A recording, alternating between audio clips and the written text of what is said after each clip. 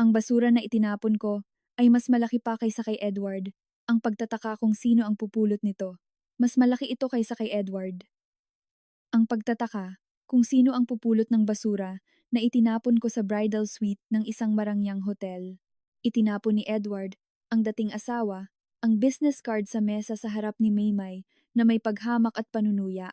Ako si Edward Barber, CEO ng isang prestihiyosong kumpanya ng konstruksyon. Sa tingin mo ba, na buong buhay kang nagtatahi sa isang sastre, ay makakapantay sa akin? Ang kanyang kabit, na katabi niya, ay tumawa ng malakas. Maymay, totoo ba na ang bago mong asawa ay isang matandang walang trabaho at walang pera? Nakakaawa ka naman. Nagdala kami ng barya bilang regalo sa kasal.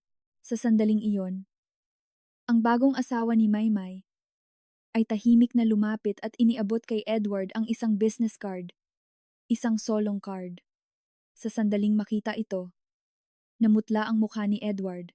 Ang kanyang bibig, na kanina'y ngumingiti ng may pagmamayabang, ay nanatiling tahimik at natigilan. Ano ba ang nakasulat sa business card na iyon? Biglang bumukas ang pinto ng bridal suite sa isa sa mga pinaka-eksklusibong hotel sa sentro ng Makati. Si Edward, ang kanyang dating asawa 7 taon na ang nakakaraan, ay pumasok na may desididong hakbang at may ekspresyon ng pagmamayabang. Naku! Naku, Maymay!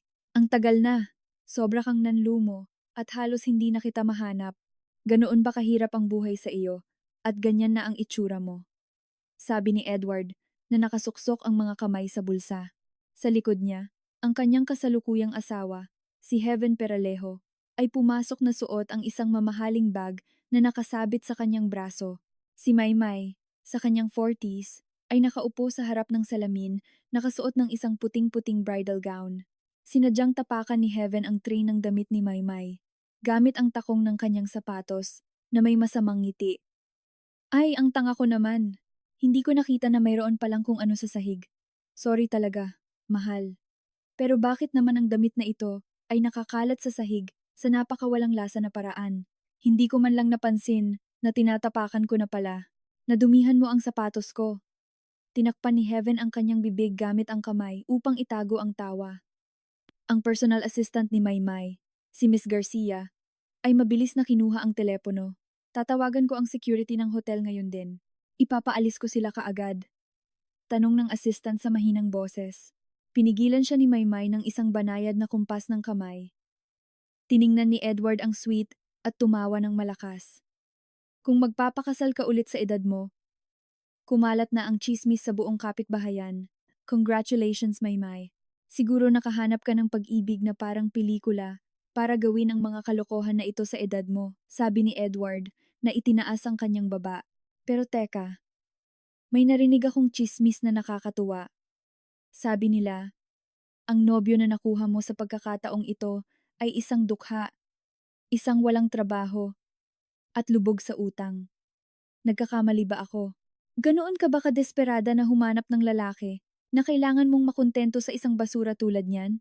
Napakakawawa. Ibiniling ni Edward ang kanyang ulo, mausisa. Lumapit si Heaven kay Maymay at sinuri ang kanyang damit mula ulo hanggang paa. Naku po. Ang suot na damit ay parang isang matandang dalaga. Anong panahon ba ito? Ang luma na nito at masakit sa mata. Ganoon ba kahirap ang pera ninyo? Wala man lang kayong pambayad para umupa ng bagong damit, kaya kailangan mong isuot ang basurang ito. Ay, kawawa naman. Ano ang gagawin natin sa iyo? Sabi ni Heaven na tinapik ang damit gamit ang daliri. Tiningnan lamang ni Maymay ang kanyang makeup sa salamin at bahagyang pinisil ang kanyang mga labi. Kinuha ni Edward ang kanyang card holder mula sa loob ng bulsa ng kanyang jacket at kumuha ng isang card. Maymay, makinig ka ng mabuti. May isang bagay lang na gusto kong malaman sa pagdating ko dito ngayon. Ipinagpatuloy ni Edward ang paghawak sa card sa pagitan ng kanyang mga daliri. Anong klaseng G? Go ang pupulot ng basura na itinapon ko 7 taon na ang nakakaraan. Sobrang curious ako. Parang hindi ka panipaniwala na may ganitong bulag at tanga na lalaki sa mundong ito. Nakakatawa pa nga. Ngumiti si Edward at itinapon ang card sa salamin na mesa sa harap ni Maymay. Ang card ay bumagsak na may mahinang tunog. Tingnan mo ng mabuti. Ako ang CEO ng isang matagumpay na kumpanya ng konstruksyon. Nabubuhay tayo sa iba't ibang mundo. Ang lalaking pinakasalan mo ngayon, may disenteng business card man lang ba siya? Saan siya kumukuha ng ikinabubuhay niya na walang trabaho? Ha? Sabi ni Edward na tinatapik ang card gamit ang daliri. Iniwan ni Heaven ang isang manipis na sobre na may pera sa tabi ng card at nagkibit balikat. Gaano man namin ayaw sa iyo, hindi kami pupunta sa kasal na walang dalang regalo. Ang asawa ko ay may gintong puso at pinayagan akong dalhan ka ng kung ano. Heto, naglagay kami ng eksaktong 500 pesos para makakape ka mamaya. Para sa amin, hindi man lang ito barya, pero para sa iyo, isang kapalaran na ito. 'Di ba? Gamitin mo. Sinadyang iwagayway ni Heaven ang kanyang mamahaling relo sa pulso at ngumiti. Nako, wala tayong oras para magtagal dito. May meeting kami sa isang napaka-importanting investor, isang presidente. Siya ay isang tao na hindi mo makikita sa buhay mo. Siya ang presidente ng Zenith Investments. Alam mo ba? Sabi ni Heaven na tiningnan ang kanyang relo. Ang presidente na iyon ay mamumuhunan ng napakalaking halaga sa aming kumpanya. Pinag-uusapan natin ang 10-10 milyon. At kung maganda ang takbo ng lahat, maaari pa itong umabot ng 100 milyon. Maymay, ikaw at ako ay hindi na magkapantay. Ikinawit ni Edward ang kanyang braso sa bewang ni Heaven at sinabing may pagmamayabang, manatili ka dito at ipagdiwang ang iyong miserable na kasal sa isa pang dukha na katulad mo. Pupunta kami upang makipagkita sa mga tunay na nagpapagalaw ng pera sa bansang ito. Naiintindihan ba? Bawat isa ay dapat mamuhay ayon sa kanyang klase. Tumango si Edward. Dahan-dahang iniikot ni Maymay ang kanyang ulo at tiningnan si Edward ng diretso sa mata. Kinuha niya ang business card mula sa mesa at malinis na hinati ito sa gitna. Ang mga piraso ng card ay nahulog mula sa kanyang kamay patungo sa basurahan. Nanigas ang mga kalamnan sa mukha ni Edward at nawala ang kanyang ngiti. Ano? Ano ang ginagawa mo, Maymay? Nawala ka na ba sa sarili mo? Baliw ka ba? Naglakas loob kang sirain ang card ko? Alam mo ba kung ano ang ginawa mo? Sigaw ni Edward. Itinuro ni Maymay ang kanyang assistant gamit ang kanyang baba. Miss Garcia, alisin din ang bastos na sobre doon. Napakadumi niyan at hindi ko maaaring itabi, sabi ni Maymay sa mahinahong boses. Yumukod ang assistant at kinuha ang sobre. Itinapon niya ito sa basurahan. Nanlaki ang mga mata ni Heaven. Uy, pinagtatawanan mo kami. Paano ka naglakas loob na tratuhing ganyan kami? Itinapon mo ang pera na binibigay namin sa basura. Ang babaeng ito ay tuluyang nabaliw. Sigaw ni Heaven na nakabukol ang mga ugat sa leeg. Si Edward, na nanginginig sa galit, ay humakbang pasulong. Uy, Maymay, hindi mo ba nakikita kung sino ang nasa harap mo? Naglakas loob kang sirain ang card ko? Nakalimutan mo na ba kung sino ako? Ako si Edward Barber, direktor ng isang kumpanya ng konstruksyon. Hindi ako ang taong maaaring paglaruan mo. Nagngalit si Edward. Sa sandaling iyon, isang anunsyo ang tumunog sa mga speaker sa kisame. Minamahal na bride, magsisimula na ang seremonya. Mangyaring maghanda. Ang mahinahong boses ng isang empleyado ay pumuno sa silid. Tumayo si Maymay at bahagyang pinagpag ang train ng kanyang damit. Inayos niya ang kanyang belo at tiningnan ang kanyang sarili sa salamin sa huling pagkakataon. May elegansa siyang lumabas patungo sa pinto ng suite. Sinundan siya ng kanyang assistant at binuksan ang pinto. Lumabas si Maymay sa silid nang hindi man lang tiningnan si Edward at si Heaven. Si Heaven, na nakasimangot ang mukha, ay nag-krus ng mga braso. Pero, ano ang nangyayari sa kanya? 7 taon ng hirap, mula nang maghiwalay sila, ay tuluyan siyang nabaliw. Sino sa tingin niya kami upang tratuhin kami ng ganoong kayabangan? Wala man lang siyang pera at nagmamayabang. Nakakagambala. Itinaas ni Heaven ang kanyang boses. Nakatingin si Edward sa basurahan, kinakagat ang kanyang labi. Baliw na siya sa pera. Mukhang hindi niya alam kung sino ang kinakalaban niya. Siguro akala niya na ako pa rin ang dating Edward na duwag na asawa niya. Pero malaki ang magiging sorpresa niya. Ipapakita ko sa kanya kung gaano katakot ang mawalan ng pera. Hinawakan ni Edward ang kanyang buhok. Hinawakan siya ni Heaven sa braso. Ay, hayaan mo na, mahal. Wala tayong oras na sasayangan sa mga taong ganoong mababa ang uri. Kailangan nating makipagkita sa napaka-importanting investor na iyon. Ang oras ay ginto. Tara na, bilisan mo. 5 minuto na lang. 5. Tiningnan ulit ni Heaven ang kanyang relo na nagmamadali. Huminga ng malalim si Edward at tumango. Oo, tama ka. Ang presidente ng Zenith Investments ang sasalubong sa atin. Hindi tayo maaaring mahuli. Ngayon, ang pinakamahalaga ay magustuhan niya tayo. Bilis! Kailangan nating makuha ang kanyang pirma sa kontrata na iyon na may 10-10 milyon. Inayos ni Edward ang kanyang kurbata. Binuksan ng mag-asawa ang pinto at lumabas sa lobby. Si Edward at si Heaven ay lumabas patungo sa VIP lounge ng lobby ng wedding hall. Tiningnan ni Heaven ang paligid na may pagkasuklam. Mahal, tingnan mo kung gaano kawalan ng tao ang lobby. Nakakahiya. Diyos ko, wala man lang kahit isang simpleng korona ng bulaklak ng pagbati. Paano siya nabuhay ng ganoon kahirap upang wala man lang kahit isang kakilala? Mamamatay ako sa kahihiyan. Napakakapal ng mukha. Itinuro ni Heaven ang kanyang daliri at tumawa. Tiningnan ni Edward ang area ng reception ng mga regalo at umiling. Ang sabi ko nga, ang kawalan ng tao na ito ay sumisigaw ng kahirapan sa lahat. Naaalala mo ba ang kasal natin sa marangyang hotel na iyon? Ang mga korona ng bulaklak ay pumuno sa lobby mula dulo hanggang dulo. Halos hindi makagalaw ang mga bisita. Naaalala mo ang napakagandang eksena na iyon, di ba? Sabi ni Edward na pinapaluwag ang kanyang dibdib. Sumandal si Heaven sa kanyang braso at bumulong. Kahit ano pa ang sabihin mo, mahal. Siyempre, naaalala ko. Kami ang mataas na uri. Mga matagumpay na tao na gumagastos ng pera ng walang pakundangan. Ang babaeng iyan ay nakatakdang mamuhay sa kahirapan. Nag-aalala sa pera sa ilalim ng balon.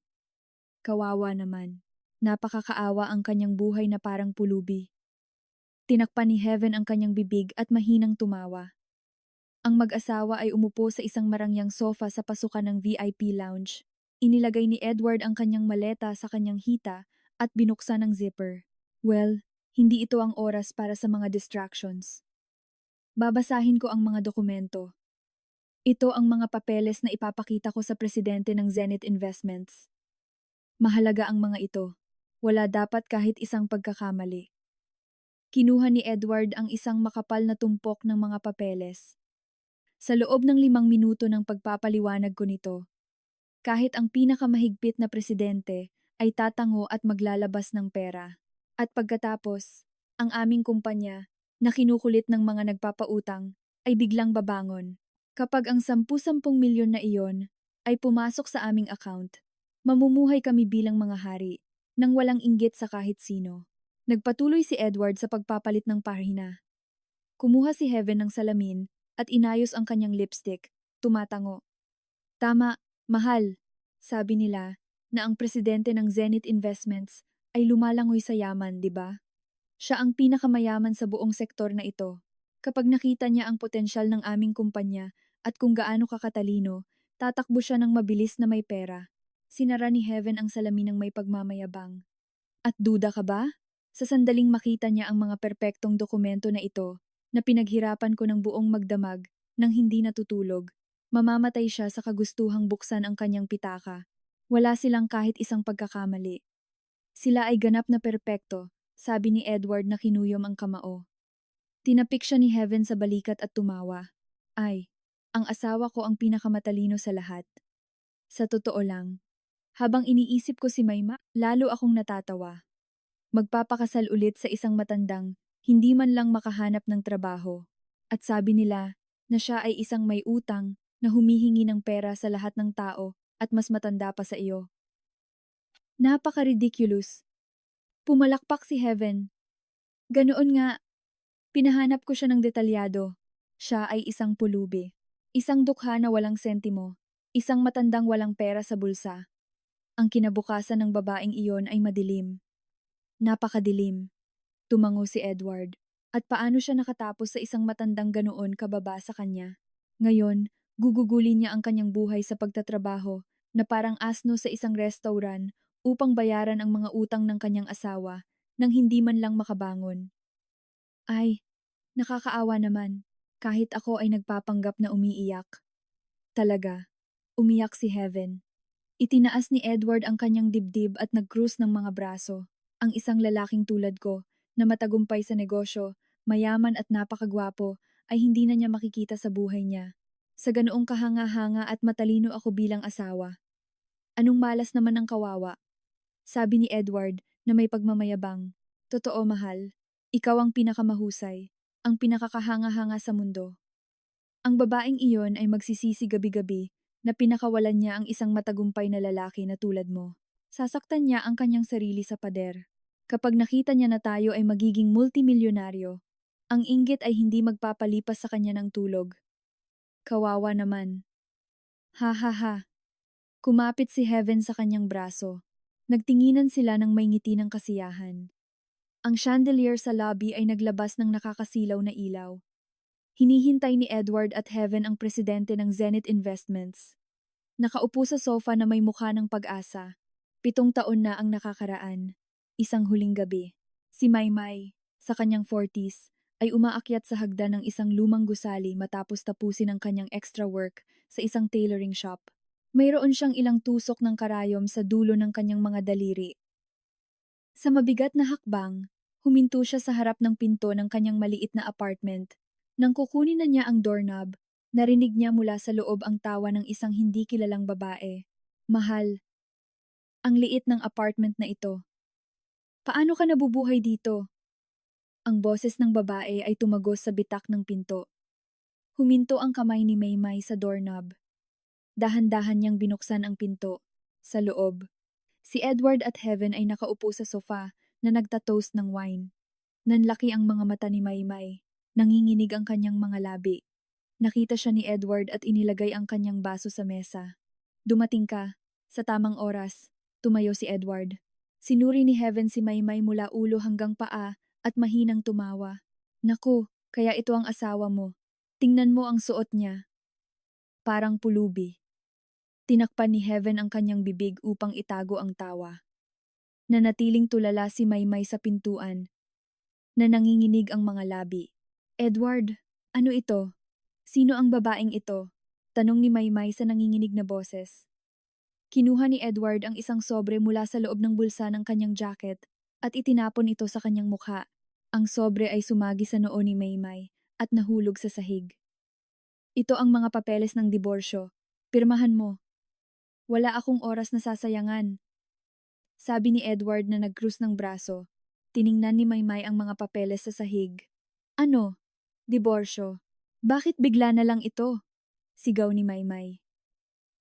Tumayo si Heaven mula sa sofa at kumapit sa braso ni Edward.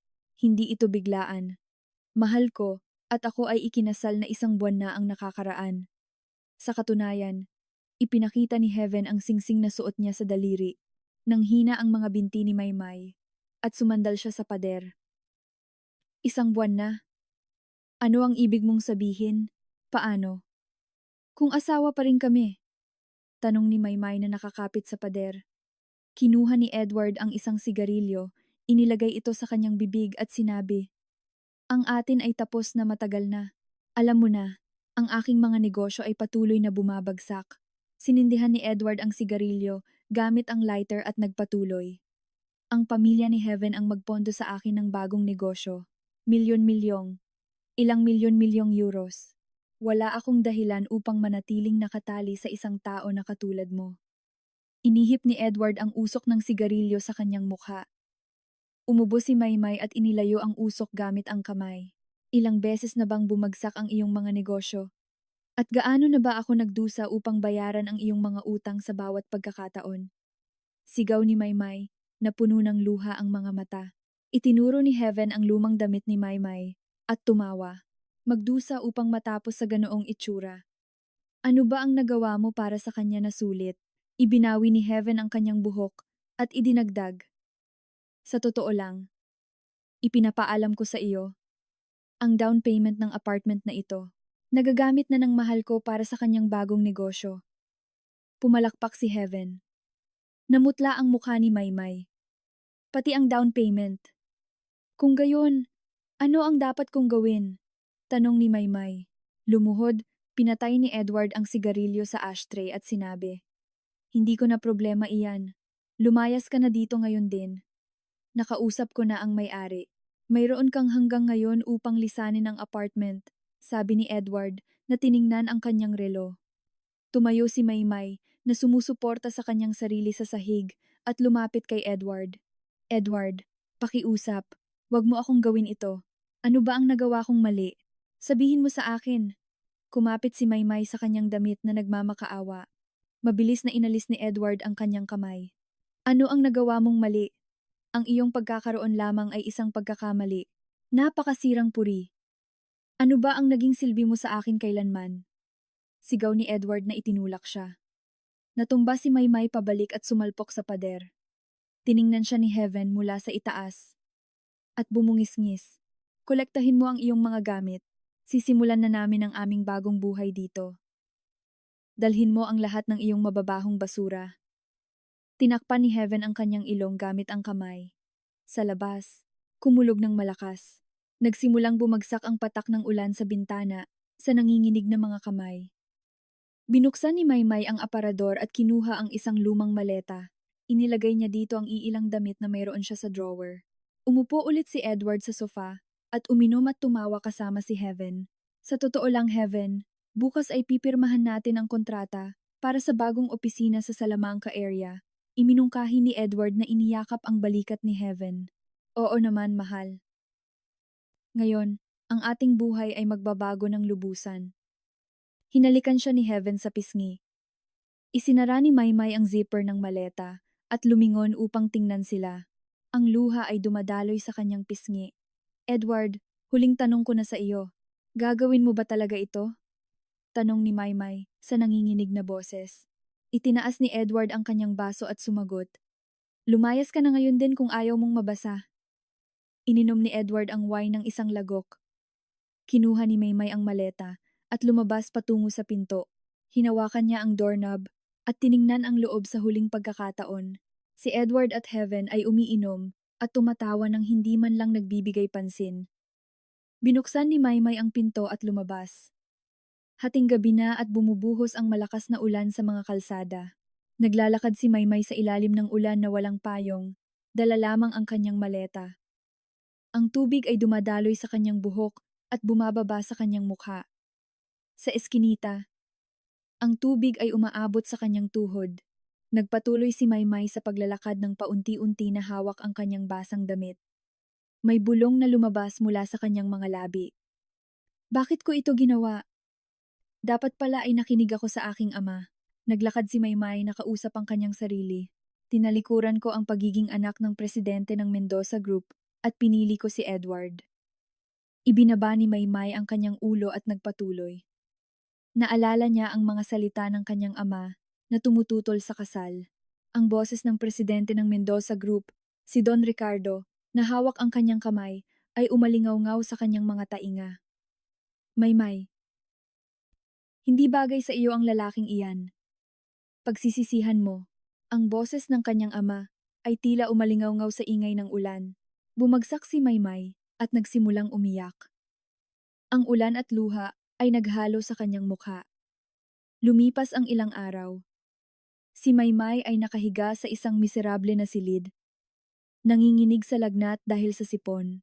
Nang humupa ang lagnat, pumunta siya sa isang soup kitchen upang makakain. Naghintay si Maymay sa mahabang pila upang matanggap ang kanyang rasyon. Isang matandang babae na nasa harap niya ang lumingon at kinausap siya. "Anak, bata ka pa. Ano ang ginagawa mo dito?" "Maaari akong gumawa ng kahit ano, ngunit walang nagtahire sa akin," sagot ni Maymay, na ibinaba ang kanyang ulo. Hinaplos ng matandang babae ang kanyang likod. "Lakasan mo ang loob mo, bata ka pa. Magkakaroon ka ng pagkakataon," sabi niya ng may kabaitan. Yumukod si Maymay sa matandang babae. Ilang araw pagkatapos, nakahanap siya ng trabaho bilang assistant seamstress sa isang subcontracted tailoring shop. Dinala siya ng manager ng shop sa isang sewing machine. Magtatrabaho ka dito ng 10 oras sa isang araw. Kaya mo ba? Tanong ng manager na nag-cruise ng braso. Opo, kaya ko po. Magtatrabaho po ako ng masipag, sagot ni Maymay na yumuko. Sa araw, nagpoproseso si Maymay ng mga tambak ng tela. Ang karayom ay tumutusok sa kanyang mga daliri at nagdurugo, ngunit hindi siya lumalayo sa sewing machine. Sa gabi, kinokolekta niya ang mga retaso ng tela na itinatapon sa isang sulok ng shop. Inilalatag niya ang mga ito at nagsasanay sa paggupit. Binubuksan niya ang isang sketchbook at gumuguhit ng mga disenyo buong gabi. Ang kanyang mga kamay ay naging mas mabilis at mas tumpak.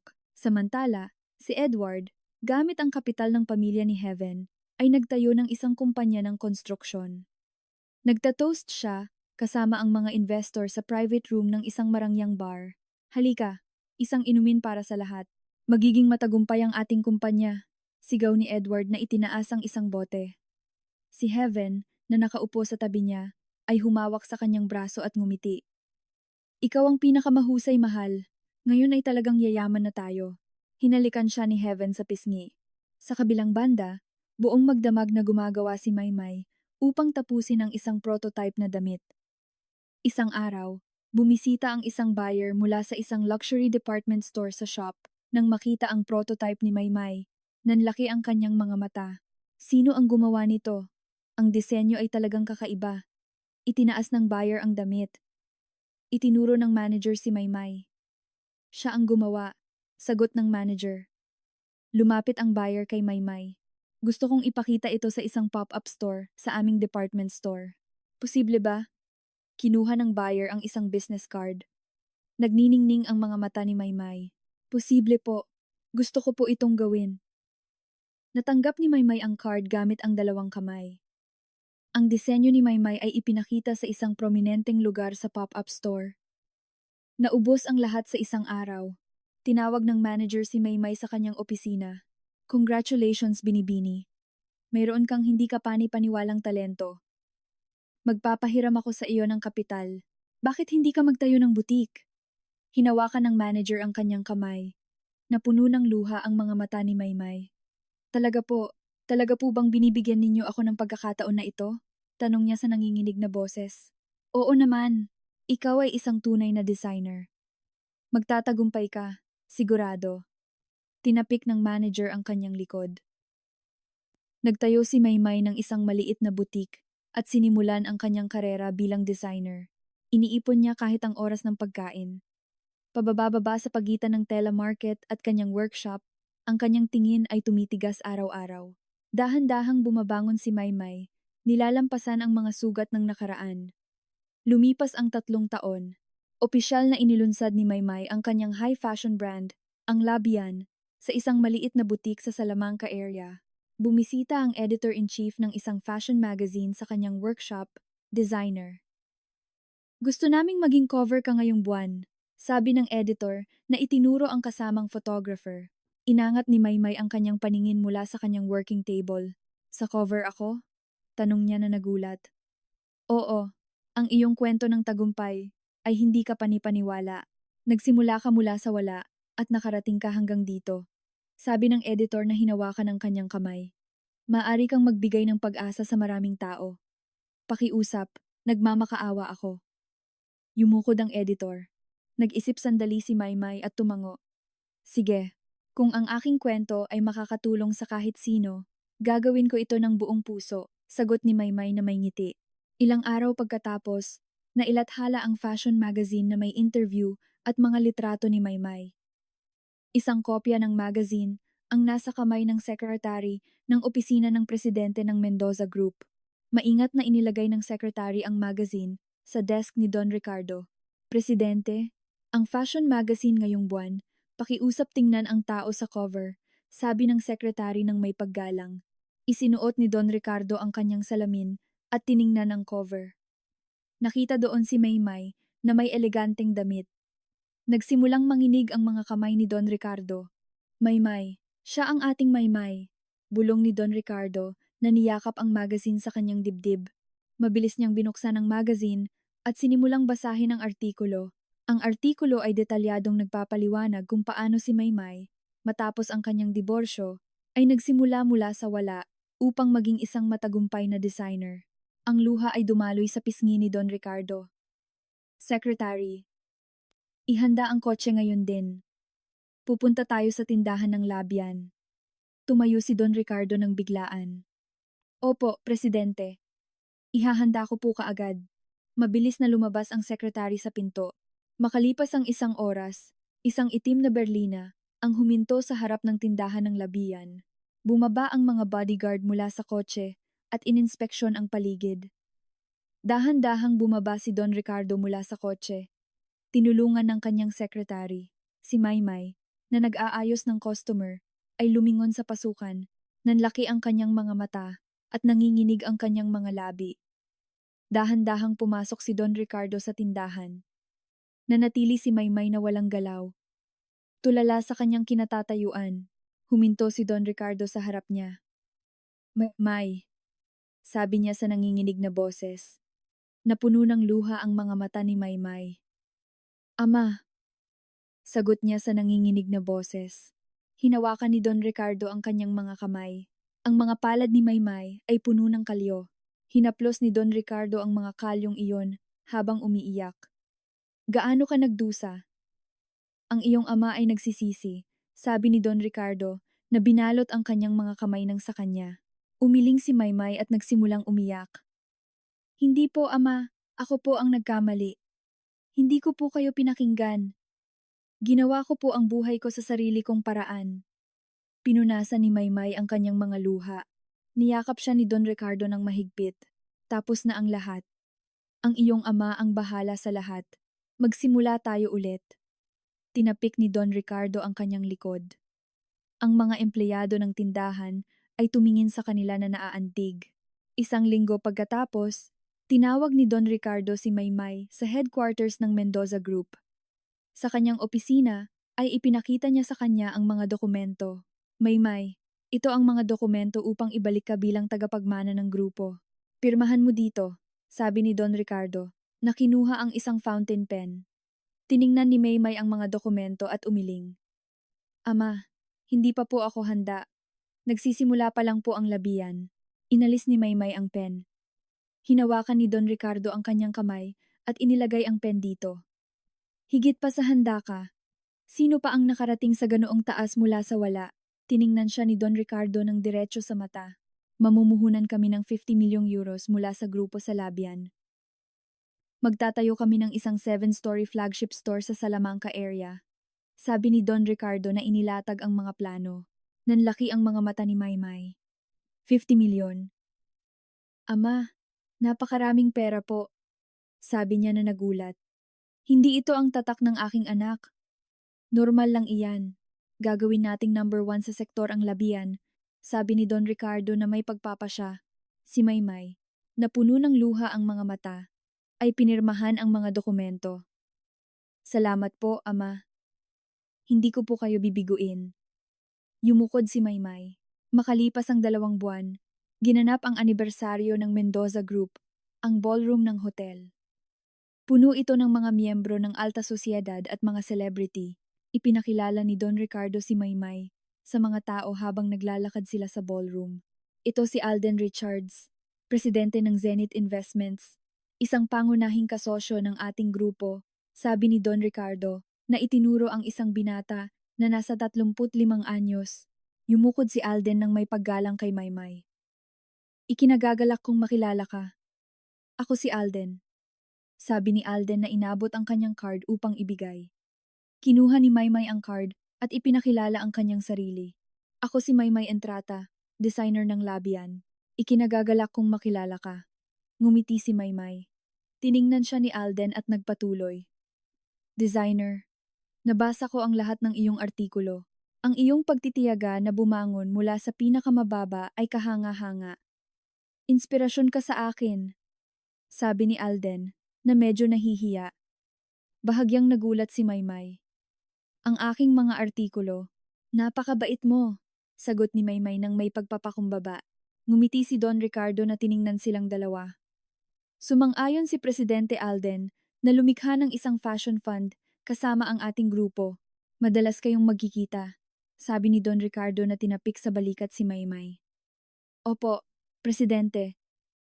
Magtatrabaho po ako ng masipag, sagot ni Alden na yumuko. Mula sa araw na iyon, sina Maymay at Alden ay naging matatag na business partners, nagkikita linggo-linggo. Isang gabi, nagtatrabaho si Maymay hanggang gabi sa kanyang workshop. May kumatok sa pinto. Pasok, sabi ni Maymay nang hindi man lang nag-aangat ng tingin. Pumasok si Alden na may dalang bag ng pagkain. Designer, naghapunan ka na ba? Inilagay ni Alden ang bag sa mesa. Tiningnan ni Maymay ang relo. Naku, 10:00 na pala, Presidente Alden. Bakit hindi pa po kayo umuuwi? Tanong niya na nagulat. Dahil alam kong nagtatrabaho ka hanggang gabi. Naisip ko na malulungkot ka kung mag-isa kang maghapunan. Kaya nagdala ako ng kung ano. Sabi ni Alden na binuksan ang bag. Paborito mong pasta, di ba? Kinuha ni Alden ang plato ng pasta at ngumiti. Naantig si Maymay. Paano mo nalaman na gusto ko ng pasta? Tanong niya. Nabanggit mo iyan sa huling meeting. Naaalala ko ang lahat. Sabi ni Alden na iniabot ang isang tinidor. Kinuha ni Maymay ang tinidor at yumuko. Salamat. Napaka-attentive ninyo, Presidente Alden. Ngumiti si Maymay. Umupo sila sa tabi ng isa't isa at naghapunan ng gabi. Nagsimulang buksan ni Maymay ang kanyang puso ng paunti-unti. Naantig sa mainit na pag-iisip ni Alden. Samantala, ang kumpanya ng konstruksyon ni Edward ay nahaharap sa isang malubhang krisis. Si Edward, sa kanyang opisina, ay nagtapon ng mga papeles at sumigaw. Ano ito? Nanalugi ang resort project? Binatukan ni Edward ang mesa ng kanyang kamao. Nasa isang sulok si Heaven na natatakot. Mahal, sa tingin ko ay mali ang aking kalkulasyon, sabi ni Heaven sa nanginginig na boses. Na nagkamali ka sa kalkulasyon. Nawalan tayo ng 10-10 milyon. At sinasabi mo na nagkamali ka sa kalkulasyon? Sigaw ni Edward na tiningnan siya ng may galit. Kinuha ni Edward ang telepono. Lahat ng bangko ay pinutol ang aming kredito. Tapos na tayo. Ibinalibag ni Edward ang telepono at bumuntong hininga. Lumapit si Heaven kay Edward at humawak sa kanyang braso. Mahal. Ang Zenith Investments ang pinakamalaking investor sa sektor. Pakiusap humingi ka ng investment sa kanilang presidente. Nagmakaawa si Heaven. Nagniningning ang mga mata ni Edward. Totoo, ang Zenith Investments ang pinakamalaking investor sa sektor. Tumayo si Edward. Simula bukas, ay maghihintay ako sa lobby ng headquarters ng Zenith Investments. Kailangan kong makuha ang investment na iyon sa anumang paraan, sabi ni Edward na kinuyom ang kanyang kamao. Simula kinabukasan, si Edward ay lumitaw araw-araw sa lobby ng Zenith Investments. Umupo siya sa isang sofa sa lobby na may makapal na business plan. Lumapit sa kanya ang sekretarya ni Alden. Paano ko po kayo matutulungan? Tanong ng sekretarya nang may kalamigan. Ako si Edward Barber, presidente ng Barber Constructions. Kailangan kong makipagkita kay Presidente Alden, sabi ni Edward na inaalok ang kanyang card. Kinuha ng sekretarya ang card at tumango. Isang kahilingan para sa investment. Isumite ang mga dokumento at makikipag-ugnayan kami sa iyo pagkatapos suriin ang mga ito. Kinuha ng sekretarya ang mga papeles. Kailan ninyo ako maaaring kontakin? Nasa urgent situation kami, tanong ni Edward nang may pag-aalala. Ang panahon ng pagsusuri ay hindi bababa sa 2 linggo. Ang sekretarya ay sumagot nang walang ekspresyon at tumalikod. Dumating ang mga dokumento ni Edward sa desk ni Alden. Binuksan ito ni Alden at nakita ang pangalan ni Edward. Nanigas ang kanyang ekspresyon, kaya ito ang dating asawa ng designer na si Maymay, sabi ni Alden na tiningnan ang kanyang sekretarya. Opo, Presidente. Ganoon nga, sagot ng sekretarya. Inilagay ni Alden ang mga dokumento sa paper shredder. Ang tunog ng mga papel na pinupunit ay umalingaw-ngaw sa opisina. Imbestigahan ng detalyado ang pinansyal na sitwasyon ng kumpanyang ito. Hanapin ang lahat ng kanilang mga kahinaan. Utos ni Alden sa malamig na boses. Naiintindihan po, Presidente. Sagot ng sekretarya na yumuko.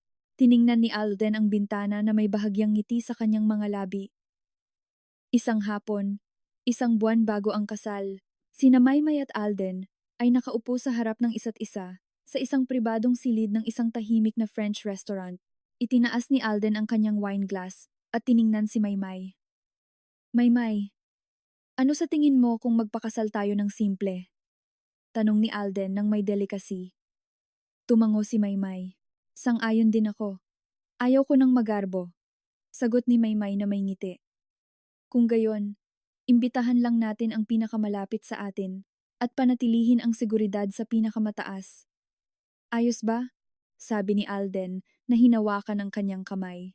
Oo, perpekto sa akin. Kasama ka sa aking tabi. Higit pa sa sapat. Pinisil ni Maymay ang kanyang kamay. Bahagyang dumilim ang tingin ni Alden. At ano ang gagawin mo kung lumitaw ang ex-asawa mo? Tanong niya ng may pag-iingat. Edward, sa tingin ko ay hindi siya lilitaw. Hindi na siya interesado sa akin, sabi ni Maymay nang walang pakialam. Bahagyang ngumiti si Alden. Sa tingin mo, hindi ako ganoon kasigurado, sabi ni Alden nang may misteryo. Ilang araw pagkatapos ay nagkaroon ng business dinner sa sektor ng konstruksyon. Isang subordinate ni Alden ang umupo sa parehong mesa ni Edward at binigyan siya ng inumin. Presidente Edward Barber, kumusta po ang kumpanya ninyo kamakailan? Tanong ng empleyado na may ngiti. Bumuntong hininga si Edward at ininom ang inumin. Hindi maganda. Tinalikuran ako ng mga bangko. Kailangan ko ng investment mula sa Zenith Investments. Ngunit hindi sila nakikipag-ugnayan sa akin. Inilagay ni Edward ang baso sa mesa. Tumango ang empleyado at binigyan pa siya ng inumin. Sa totoo lang, narinig mo ba ang balita? Ang designer ng Labian, si Maymay, ay magpapakasal ulit. Sabi ng empleyado na parang walang pakialam. Huminto ang kamay ni Edward sa baso. Ano? Magpapakasal si Maymay? Tanong ni Edward na nanlaki ang mga mata. Oo, magpapakasal siya ngayong buwan. Ngunit sabi nila na ang nobyo ay hindi maganda. Ibinaba ng empleyado ang boses. Lumapit si Edward. Ano ang nangyari sa nobyo? Sabihin mo sa akin ang lahat. Hinawakan ni Edward ang kanyang braso. Sabi nila na matanda na siya at may utang. Na siya ay isang walang trabaho. Sagot ng empleyado na nagkibit balikat. Sumandal si Edward at tumawa ng malakas. Ha! Tipikal ni Maymay. Hindi siya makahanap ng lalaki na katulad ko. Itinaas ni Edward ang baso at ngumiti. Kinaumagahan, pumunta si Edward sa isang pribadong ahensya ng detective.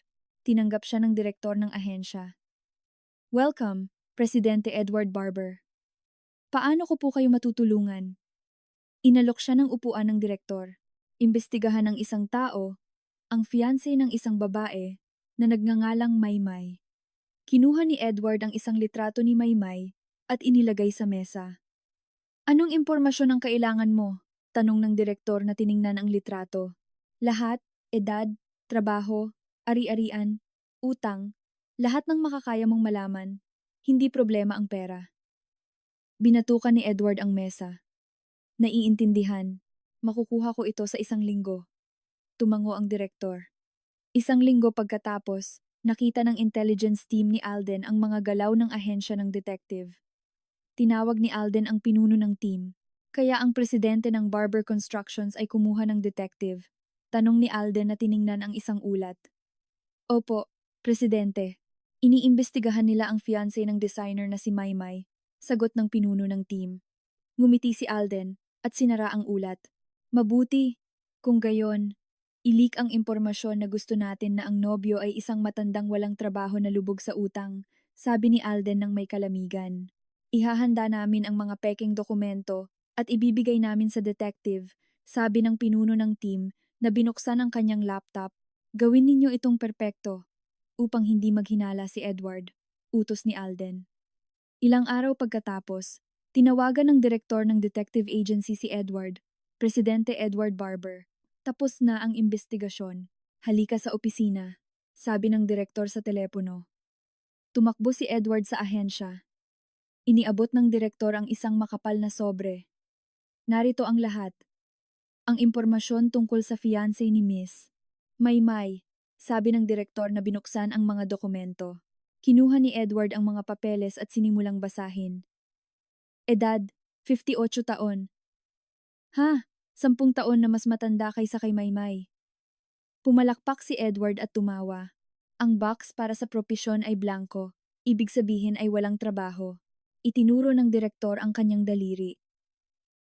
Lumipat si Edward sa susunod na pahina. Utang na 500,000 euros. Naku, isa siyang tunay na pulubi. Kawawang Maymay. Anong buhay ang naghihintay sa kanya? Namatay si Edward sa kakatawa. May litrato rin dito. Mayroon, kinuha ng direktor ang isang malabong litrato. Sa litrato, likod lamang ng lalaki ang nakikita. Hindi nakikita ang kanyang mukha. Sapat na, sapat na, sapat na ito. Magaling. Inilagay ni Edward ang mga dokumento sa kanyang maleta. Umuwi si Edward at ipinakita ang mga dokumento kay Heaven. Mahal, tingnan mo ang impormasyon tungkol sa nobyo ni Maymay. Inilatag ni Edward ang mga papeles. Binasa ni Heaven ang mga ito at nanlaki ang kanyang mga mata. Naku! 58 taon, walang trabaho at may kalahating milyong euro na utang. Isa siyang pulubi. Tinakpan ni Heaven ang kanyang bibig at tumawa. Kita mo, nakahanap si Maymay ng lalaki na mas malala pa kaysa sa akin. Masaya ako. Sumandal si Edward sa sofa. Sa sandaling iyon, tumunog ang telepono ni Edward. Sumagot si Edward. Hello, sabi sa telepono. Presidente Edward Barber. Tumatawag ako mula sa sekretariat ng Zenith Investments. Narinig ang boses ng isang babae. Tumayo si Edward ng biglaan at umubo. Opo, opo, ako po si Edward Barber. Sumagot siya sa tensyonadong boses. Bibigyan ka ni Presidente Alden ng 5 minutong meeting ngayong weekend, sabi ng sekretarya ng mahinahon. Nagliwanag ang mukha ni Edward. Talaga po? Kailan po? Saan po? Tanong ni Edward nang nagmamadali. Ngayong Sabado ng tanghali sa lobby ng wedding hall ng Grand Hotel Palace. Maghintay lamang ng 5 minuto. Sagot ng sekretarya. Isinulat ito ni Edward sa isang papel. Grand Hotel Palace, lobby ng wedding hall. Naiintindihan. Darating ako ng hindi magkakamali. Paulit-ulit na tumango si Edward. Nang ibaba niya ang telepono, niyakap ni Edward si Heaven ng mahigpit. Mahal. Sa wakas ay dumating na ang pagkakataon natin. Tatanggapin tayo ng presidente ng Zenith Investments. Sigaw ni Edward na binuhat siya. Inikot ni Heaven ang kanyang mga braso sa leeg nito at ngumiti. Congratulations, mahal. Ligtas na ang ating kumpanya. Hinalikan siya ni Heaven sa pisngi. Ibinaba siya ni Edward at tiningnan ang kalendaryo. Sabado. Saglit. Hindi ba ito ang araw ng kasal ni Maymay? Itinuro ni Edward ang kalendaryo. Gamit ang daliri, tiningnan ni Heaven ang kalendaryo. Totoo, pareho ang araw, at sa parehong hotel pa, sabi ni Heaven na nagulat. Pumalakpak si Edward at tumawa ng malakas. Ha, perpekto. Makukuha ko ang investment at makakantiyaw ako sa miserable na kasal ni Maymay. Hinawakan ni Edward ang kamay ni Heaven. Mahal, tara na at ibibigay lang natin sa kanya ang 500 pesos bilang regalo. Sapat na iyan, di ba? Ngumiti si Heaven nang may masamang hangarin. Oo, sapat na ang 500 pesos. Ito ang perpektong halaga para sa isang pulubi na nobyo. Tumango si Edward. Kinuha nila ang isang bote ng champagne at nag-toast. Ang ating buhay ay magbabago ng lubusan. Sabay-sabay na sumigaw sina Edward at Heaven. Noong gabing iyon, pumunta si Maymay sa opisina ng presidente ng Mendoza Group. Tinanggap siya ni Don Ricardo. Maymay, anong nangyayari sa ganitong oras? Inalok siya ng upuan ni Don Ricardo. Umupo si Maymay at kumuha ng mga dokumento. Ama, sa tingin ko ay lilitaw si Edward sa kasal, sabi ni Maymay na inilalatag ang mga papeles. Ano? Ang miserableng iyon ay maglalakas loob? Kumunot ang noo ni Don Ricardo. Gumawa si Alden ng plano. Naakit niya si Edward sa lugar ng kasal. Paliwanag ni Maymay ng mahinahon. Binasa ni Don Ricardo ang mga dokumento at tumango. Mabuti. Sige. Kung gayon, kailangan din nating maghanda ng lubusan. Tinawag ni Don Ricardo ang kanyang sekretarya. Sekretarya, tawagan mo kaagad ang security chief. Utos ni Don Ricardo. Pumasok ang security chief sa opisina. Sa Sabado, magtalaga ng 15 lalaki sa lugar ng kasal. Kontrolin ang pasukan, ang lobby at ang seguridad ng hall, sabi ni Don Ricardo nang may pagpapasya. Naiintindihan po, Presidente. Poprotektahan namin ang lahat ng perpekto. Yumukod ang security chief. Hinawakan ni Maymay ang kamay ni Don Ricardo. Salamat po, Ama. Sa pagkakataong ito, tatapusin ko na si Edward magpakailanman, sabi ni Maymay nang may pagpapasya. Tama iyan, anak. Poprotektahan ka ng iyong ama. Pinisil ni Don Ricardo ang kanyang kamay. Kinaumagahan, si Alden sa kanyang opisina ay naglagay ng USB sa loob ng bulsa ng kanyang suit. Ang kanyang sekretarya, na nakatayo sa tabi niya, ay nagulat. Presidente, naisama ko na po ang lahat ng ebidensya ng double accounting at illegal subcontracting ng Barber Constructions. Itinuro ng sekretarya ang USB. Magaling. Sa pamamagitan nito, tapos na si Edward. Tinapik ni Alden ang kanyang bulsa. Nakausap ko na rin ang Economic Crimes Unit. Handa na ba sila sa Sabado? Tiningnan ng sekretarya ang kanyang mga tala. Perpekto. Ngayon ay kailangan na lang nating hintayin na magsimula ang palabas, sabi ni Alden na tiningnan ang bintana. Noong gabing iyon, si Maymay ay nagkaroon ng huling fitting ng kanyang wedding dress sa isang butik. Isinuot niya ang damit sa harap ng salamin. Pumasok si Alden sa tindahan at tiningnan siya. Maymay, ang ganda mo, sabi ni Alden nang may paghanga. Tiningnan siya ni Maymay sa salamin at ngumiti. Presidente Alden, handa na po ba ang lahat? Tanong niya na lumilingon.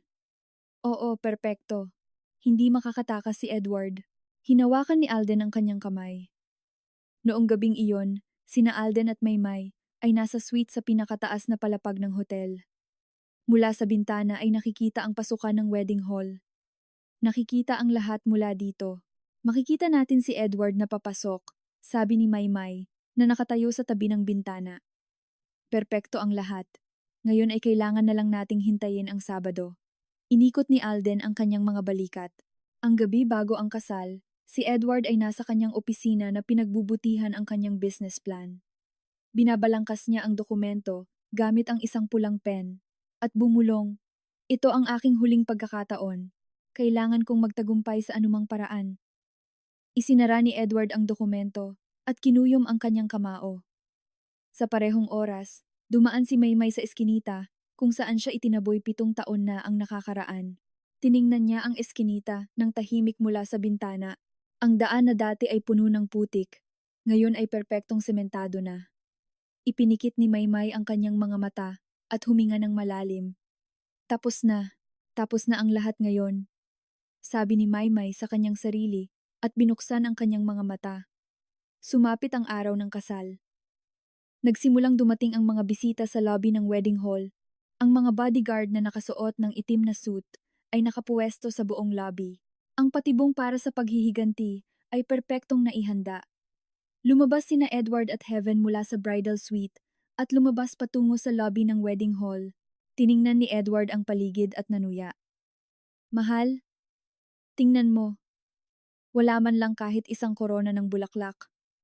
Itinuro ni Edward ang mesa ng resepsyon ng mga regalo.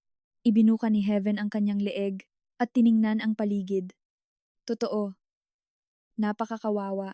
Sa kasal namin, puno ang lobby ng mga bulaklak. Nag-cruise ng braso si Heaven. Kakaunti lang siguro ang kakilala ni Maymay.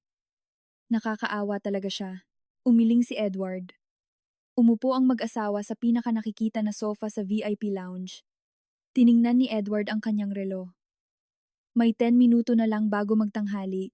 Darating na kaagad ang presidente ng Zenith Investments. Inayos ni Edward ang kanyang kurbata.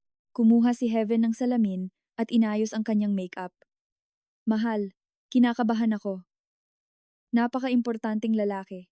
Nag-lipstick si Heaven. Huwag kang mag-alala, perpekto ang business plan ko.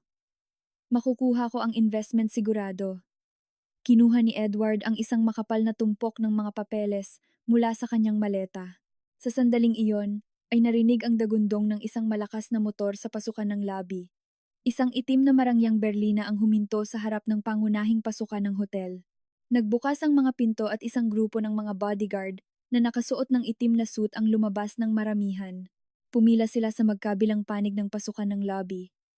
Dahan-dahang bumaba si Don Ricardo mula sa kotse, tinulungan ng kanyang sekretarya. Ang kahanga-hangang presensya ni Don Ricardo ay pumuno sa buong lobby. Lahat ng naroroon ay lumingon upang tingnan siya. Lumapit si Edward sa sofa at hinawakan ang kanyang business plan. Sino ang ginoong iyan? Bakit napakarami niyang bodyguard? Bulong ni Edward kay Heaven. Nanlaki ang mga mata ni Heaven at sumagot. Hindi ko alam. Mukhang napaka-importante niyang tao. Tingnan mo ang mga kotse na iyon. Mamahalin. Sabi ni Heaven na nasasabik. Hinaplos ni Edward ang kanyang baba at bumulong. Siya ang tunay na president in the shadow ng Zenith Investments. Isang tao na mas mataas pa kay Presidente Alden. Nagniningning ang mga mata ni Edward. Pumasok si Don Ricardo sa lobby na sinamahan ng kanyang mga kasamahan. Ang kanyang malamig na tingin ay lumibot sa lugar. Tumayo si Edward ng biglaan at hinawakan ang kanyang business plan. Mahal. Kailangan nating batiin ang ginoong iyan. Ito ang ating pagkakataon, ang ating malaking pagkakataon. Hinila ni Edward ang braso ni Heaven. Ngayon, mahal, nakakatakot ang mga bodyguard. Nag-alinlangan si Heaven. Wala namang problema. Kung siya ang big fish, maaari niyang iligtas ang ating kumpanya. Hinila ni Edward si Heaven patungo kay Don Ricardo. Mabilis na humarang ang dalawang bodyguard sa kanilang daan. Umalis kayo. Kailangan kong batiin ang presidente. Sigaw ni Edward na sinubukang itulak sila. Hinawakan ng mga bodyguard ang kanyang mga braso. Paumanhin. Hindi ka maaaring lumapit. Sabi ng isang bodyguard ng may kalamigan. Itinaas ni Edward ang kanyang business plan sa ere. Presidente, Presidente, pakiusap. Tingnan ninyo ako. Ako po si Edward Barber, ang presidente ng Barber Constructions. Sigaw ni Edward ng buong lakas. Huminto si Don Ricardo at dahan-dahang lumingon upang tingnan siya. Ang kanyang tingin ay malamig na parang yelo. Kumawala si Edward sa mga bodyguard at tumakbo patungo kay Don Ricardo. Yumukod siya ng 90 degrees at inalok ang business plan. Presidente, pakiusap. Tingnan ninyo ang mga dokumentong ito. Isang tingin lang. Edward, nagmakaawa na nanginginig mula ulo hanggang paa. Si Heaven din ay bahagyang lumuhod sa tabi niya. Presidente, desperado kami. Pakiusap. Bigyan ninyo kami ng pagkakataon. Sabi ni Heaven na kinuskos ang kanyang mga kamay. Tiningnan siya ni Don Ricardo mula ulo hanggang paa na parang isang insekto. Isang malamig na ngiti ang lumitaw sa kanyang mga labi. Nang hindi nagsasalita, itinuro niya ang unahan gamit ang kanyang baba. Mabilis na hinawakan ng dalawang bodyguard ang mga braso ni Edward. Uy, ano ang ginagawa ninyo? Bitawan ninyo ako, sigaw ni Edward na nakikipag-agawan. Kinawawa siya ng mga bodyguard patungo sa isang marmol na haligi, sa isang sulok ng lobby. Nahulog ang business plan mula sa kanyang mga kamay. Kumalat ang mga papel sa marmol na sahig. Dinaanan ni Don Ricardo ang mga papel. Tinapakan ang mga ito gamit ang kanyang mga sapatos. Ang kanyang mga sekretarya at bodyguard ay tinapakan din ang mga ito ng walang pakundangan. Ang mga bakas ng sapatos ay nanatili sa mga dokumento. Bumagsak si Edward sa haligi. Ano ba naman yan? Bulong ni Edward na umiiyak. Tumakbo si Heaven sa kanya. Mahal, ayos ka lang ba? Tanong ni Heaven. Tinutulungan siyang tumayo. Ang mga bisita at ang staff ng hotel ay tumingin sa kanila. Narinig ang mga bulong sa lahat ng dako. Sino ang mga iyan? Itinaboy sila ng mga bodyguard. Nakakahiya. Ang mga mapanuksong boses ng mga bisita ay umalingaw-ngaw sa mga tainga ni Edward. Namula ang kanyang mukha. Mabilis na pinulot ni Edward ang mga papel na nakakalat sa sahig. Pata. Nagngalit si Edward habang pinupulot ang mga dokumento. Pinlansya ni Heaven ang gusot na mga papel at bumuntong hininga. Mahal. Sino ang presidente na iyon? Bakit niya tayo ginaganito? Tanong ni Heaven sa nanginginig na boses. Hindi ko alam. Mukhang isang big fish, ngunit hindi ko alam kung bakit niya ginagawa ito. Hinila ni Edward ang kanyang buhok. Sa sandaling iyon, lumapit ang sekretarya ni Alden kay Edward. Huminto sa harap niya at inalok ang isang business card. Presidente Edward Barber? Tanong ng sekretarya, nang walang ekspresyon. Biglang itinaas ni Edward ang kanyang ulo. Opo, opo. Ako po si Edward Barber. Sagot ni Edward, na tumayo ng biglaan. Iniabot ng sekretarya ang card. Ako po ay mula sa sekretariat ng Zenith Investments. Hinihintay po kayo ni Presidente Alden ngayon sa harap ng altar ng wedding hall, sabi ng sekretarya ng mahinahon. Nanlaki ang mga mata ni Edward. Talaga po bang hinihintay ako ni Presidente Alden? Tanong ni Edward na hindi makapaniwala. Opo. Bibigyan ko kayo ng 5 minuto. Magmadali kayo. Sabi ng sekretarya na tiningnan ang relo. Tumalikod ang sekretarya at mabilis na nawala. Lumingon si Edward kay Heaven at ngumiti ng malawak. Mukhang nakahinga si Heaven ng maluwag. Salamat na lang, mahal. Mukhang ang presidente kanina ay walang kinalaman sa Zenith Investments. Ipinatong ni Heaven ang isang kamay sa kanyang dibdib. Kita mo, malamang ay isang bisita lang siya sa kasal ni Maymay. Hindi na dapat mag-alala. Inayos ulit ni Edward ang kanyang kurbata. Mahal, tara na. 5 minuto na lang tayo. Hinila ni Heaven ang braso ni Edward na nagmamadali. Inilagay ni Edward ang gusot na business plan sa kanyang maleta. Tara na, ito na ang totoo. Iiligtas natin ang ating kumpanya, sabi ni Edward. Kinuyom ang kamao. Tumakbo sila patungo sa pasukan ng hall. Muling nagliwanag ang mukha ni Edward sa pag-asa. Sinundan siya ni Heaven na humihingal.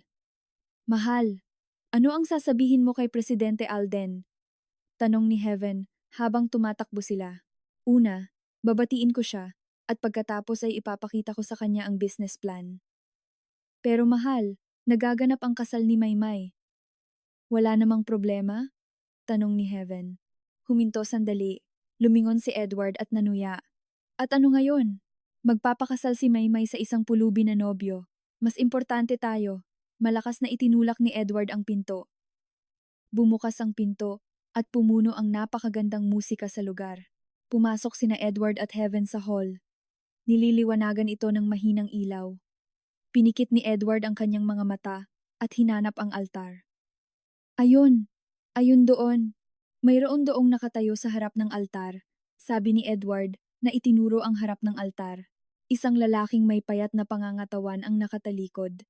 Si Edward, na mayabang, ay lumakad patungo sa kanya.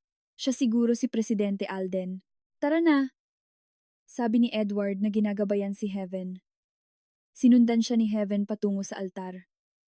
Mahal! Pero ang likod ng lalaking iyan ay mukhang bata. Bulong ni Heaven.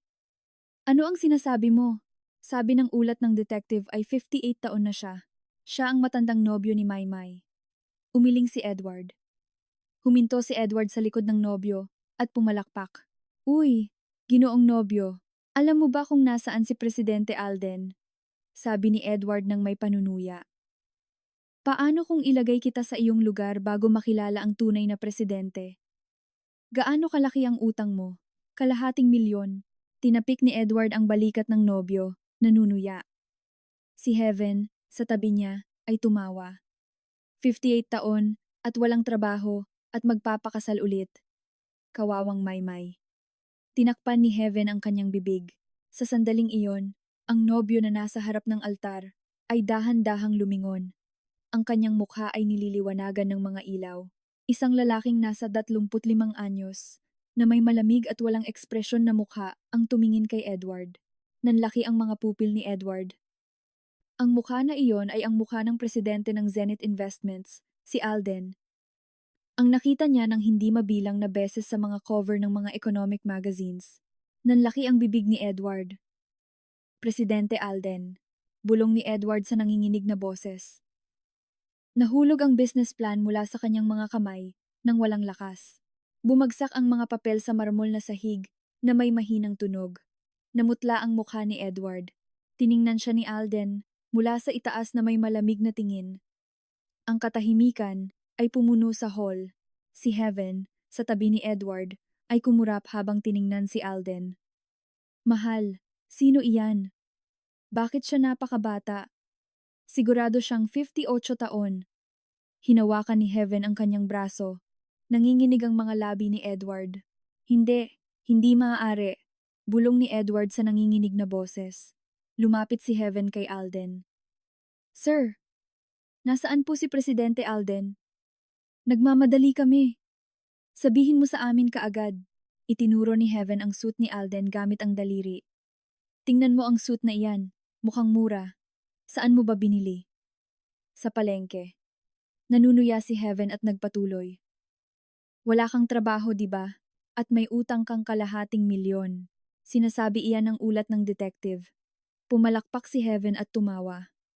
Naku, ang perpektong lalaki para sa isang babae na katulad ni Maymay, isang matandang may utang. Sila ang perpektong mag-asawang pulubi. Namatay si Heaven sa kakatawa. Tuluyang namutla ang mukha ni Edward. Bigla siyang sumugod kay Heaven. Manahimik ka! Manahimik ka! Manahimik ka na! Sigaw ni Edward na tinakpan ang kanyang bibig gamit ang dalawang kamay. Mahal, ano ang ginagawa mo? Nakikipag-agawan si Heaven upang alisin ang kanyang mga kamay. Hinila ni Edward si Heaven sa sahig. Manahimik ka! Pakiusap! Siya si Presidente Alden. Ang presidente ng Zenith Investments. Bumulong siya sa kanyang tenga.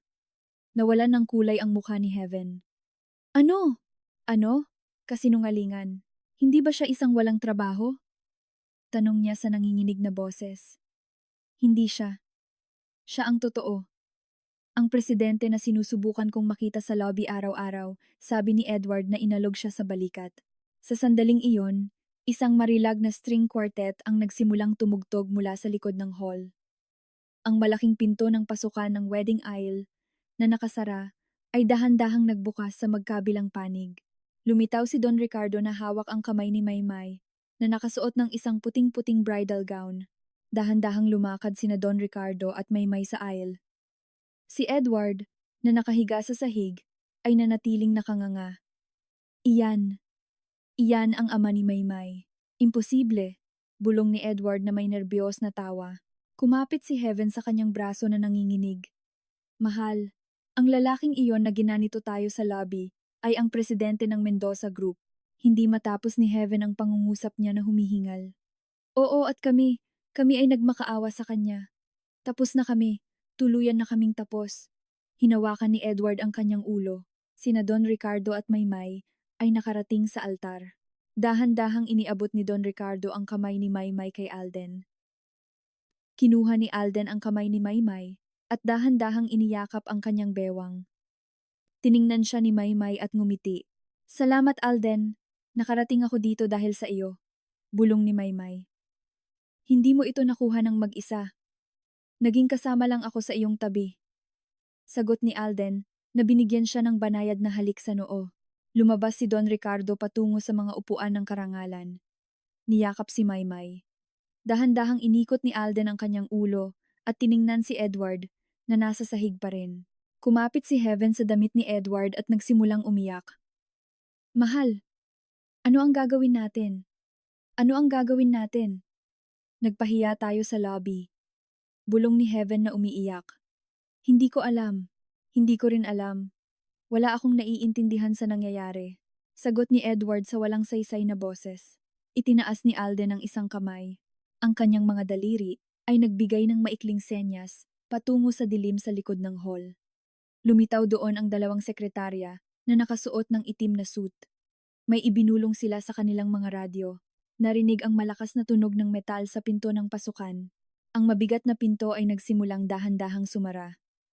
Ganap itong sumara na may malakas na tunog. Ang mekanikal na tunog ng automatic lock ay umalingaw-ngaw sa hall. Lumingon si Edward sa pinto at sinubukang tumayo. Ang pinto. Nakasara ang pinto. Hindi tayo makalabas. Sabi ni Edward sa nanginginig na boses. Narinig ang mga hakbang sa labas ng hall. Ang mga bodyguard ng Mendoza Group na nakasuot ng itim na suit ay pumasok ng sunod-sunod. Pumila sila sa mga dingding at sa pasukan. Ano? Ano ang nangyayari? Bakit ang daming bodyguard? Bulong ni Edward na sumandal sa sahig. Si Maymay, na nakaakbay kay Alden, ay dahan-dahang bumaba sa hagdanan ng altar. Huminto sila sa harap ni na Edward at Heaven. Tiningnan siya ni Edward na nanginginig ang mga labi. Maymay, Maymay, ano ang nangyayari? Ipaliwanag mo sa akin, pakiusap. Tanong ni Edward sa nanginginig na boses. Tiningnan siya ni Maymay mula sa itaas ng walang sinasabi. Kinuha ni Alden mula sa kanyang bulsa ang isang business card holder na gawa sa kahoy. Binuksan ng kanyang mga daliri ang lalagyan at kinuha ang isang business card na may gintong letra. Hawak niya ito sa pagitan ng dalawang daliri, bahagyang gumalaw ang kanyang pulso. Ang card ay nahulog sa nanginginig na hita ni Edward. Kinuha ito ni Edward. Ang mga letrang nakaukit sa card ay tumusok sa kanyang mga mata. Alden Richards, Presidente, CEO. Zenith Investments. Ang mga gintong letra ay nagniningning sa ilaw. Imposible. Si Presidente Alden ang asawa ni Maymay, bulong ni Edward na may nerbyos na tawa. Ang kanyang kamay, na may hawak na card, ay nanginginig ng walang kontrol. Ang buong katawan niya ay nawalan ng lakas. Siya ay lumuhod sa sahig. Presidente, paumanhin po. Talaga po ay hindi ko alam. Pakiusap.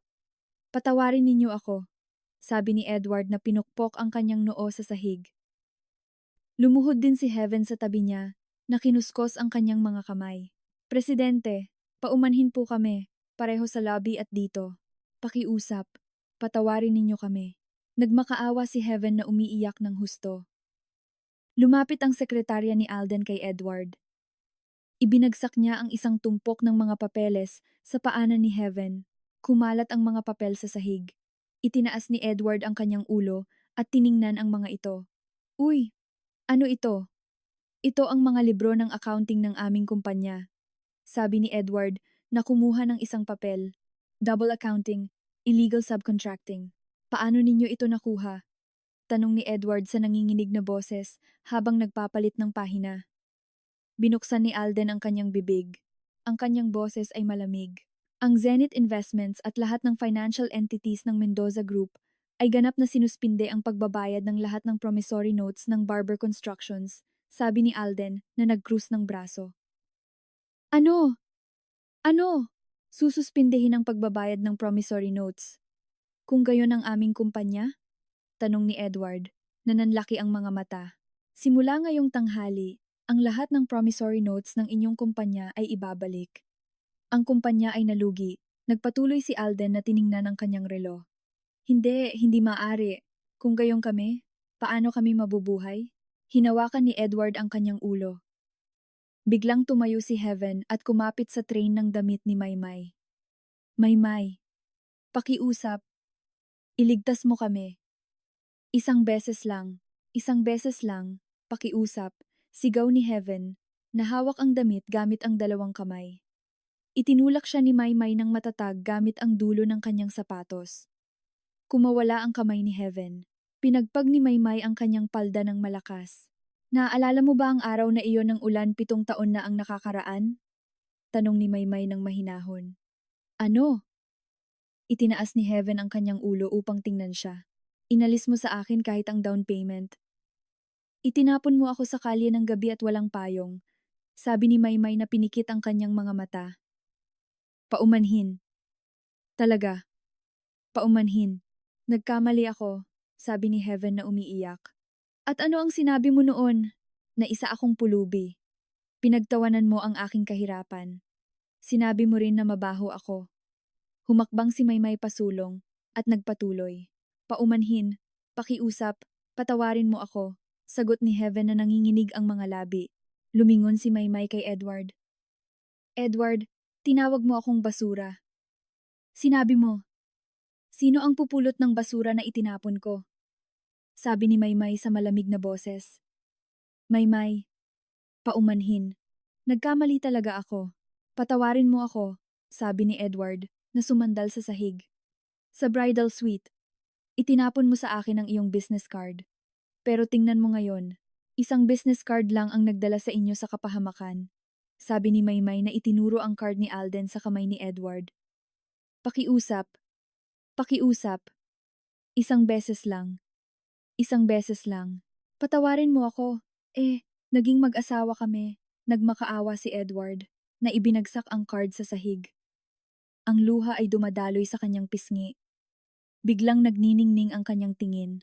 Lumingon siya kay Heaven at nagngingit-ngit. Lahat ay kasalanan mo. Ikaw ang nagpilit. Sa resort project. Ikaw ang nagpahirap sa kumpanya. Inabot ni Edward ang kanyang mga kamay patungo sa leeg ni Heaven. Sumigaw si Heaven at umatras. Kasalanan ko. Ako ang nagbayad ng lahat ng utang na naipon mo sa sugal. Ikaw ang nagpahirap sa kumpanya. Sigaw ni Heaven. Sumugod si Edward sa kanya at hinawakan siya sa buhok. Paano ka naglakas loob na sagutin ako?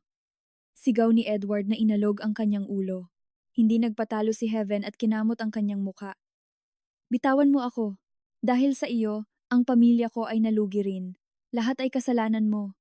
Sigaw ni Heaven na hawak siya sa lapels. Manahimik ka. Ano ang alam mo? Ano ang nagawa mo? Sabi ni Edward. Itinulak siya sa sahig. At ikaw? Isang walang silbi na hindi marunong magnegosyo. Kinagat siya ni Heaven sa braso. Ang dalawa ay gumulong sa eleganteng sahig ng hall. Nakikipag-away. Napunit ang suit ni Edward. Nahulog ang hair clip ni Heaven sa sahig. Puno ng gasgas ang kanilang mga mukha. Tiningnan sila ni Maymay at Alden mula sa itaas ng walang emosyon. Kinumpas ni Alden ang kanyang sekretarya. Nagsalita ang sekretarya sa kanyang radio. Research team? Maaari na ba kayong pumasok? Umalingaw-ngaw ang boses ng sekretarya sa hall. Muling bumukas ang pinto. Pumasok ang mga inspektor mula sa Economic Crimes Unit na nakasuot ng kanilang itim na jacket. Sa pilitang pinaghiwalay ng dalawang inspektor sina Edward at Heaven. Si Edward Barber ay inaresto dahil sa hinalang kasong aggravated fraud. Sabi ng isang inspektor na kumuha ng posas. Sa isang click, sumara ang malamig na posas sa pulso ni Edward. Hindi maaari. Innocent ako. Innocent ako. Sigaw ni Edward na nakikipag-agawan. Isinuot ng isa pang inspektor ang posas kay Heaven. Ako rin. Bakit ako rin? Wala akong ginawa. Tanong ni Heaven na umiiyak. Kasamahan sa krimen. Halika. Para magbigay ng pahayag. Sumama ka sa amin ng walang pagtutol. Sagot ng inspektor ng walang ekspresyon. Hinawakan sila ng mga inspektor at dinala. Lumingon si Edward kay Maymay at sumigaw sa huling pagkakataon. Maymay, pakiusap. Isang beses pa.